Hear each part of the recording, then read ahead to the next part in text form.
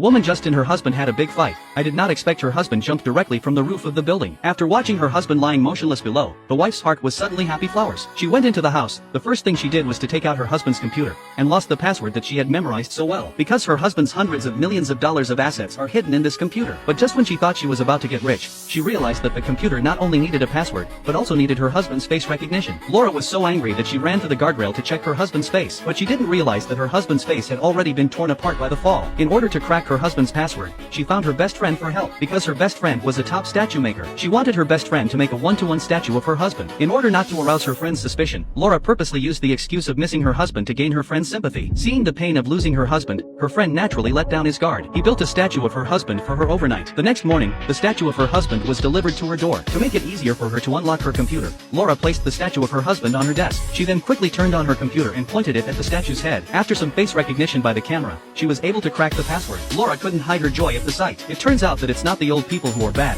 it's the bad people who are old.